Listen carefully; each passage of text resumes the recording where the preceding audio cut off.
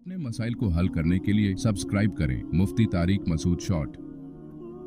Furqan India से तावीज़ बांधना कैसा है? अगर तावीज़ का मजमून यानी तावीज़ के अंदर जो मजमून है वो नाजायज़ नहीं है, तौहीद पर मुश्तमिल है, या अल्लाह मदद लिखा हुआ है, बिस्मिल्लाहिर्रहमानिर्रहीम है, या कुरान की कोई आयत या कोई हदीस या यानी हदीस में से साबित शुदा दुआ या कोई भी ऐसे अल्फाज जिसमें अल्लाह से मदद मांगी गई हो, तो उसका इस्तेमाल जायज़ है। लेकिन बहरहाल ये कमाल तवक्कुल के ख़िलाफ़ है।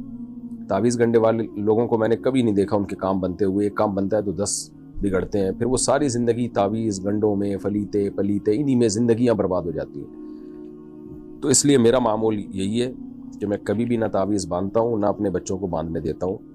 मैंने देखा है कि आदमी इसमें अल्लाह पे तवक्कुल करे और दुआओं को फोकस करे तो जो ये सुन्नत के ज़्यादा करीब है। अंबिया किराम ने मुसीबतों में दुआएं मांगी हैं, तावीज़ नहीं बांधे।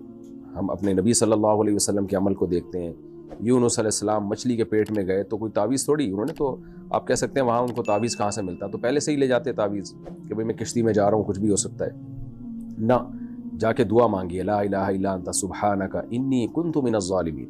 ज़करिया अलैहिस्सलाम के जब औलाद नहीं हुई, बूढ़े हो गए थे, बाल सफ़ेद हो गए, तो कोई तावीज़ नहीं बांधा बल्कि अल्लाह से दुआ मांगी, रब्बी ला तज़रनी फ़रदन व अंत खैरुल वारिसीन। ए अल्लाह मैं अकेला हूँ, तू बेहतरीन वारिस है, यानी मुझे नेक साले औलाद दे।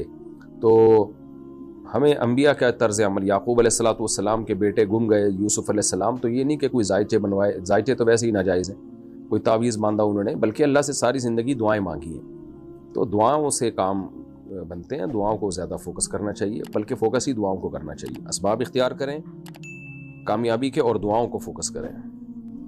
तावीज़ गंढे वाले जो है ना, दुआओं से गाफिल होते हैं इनकी, कि ये भी बड़ा बवाल है।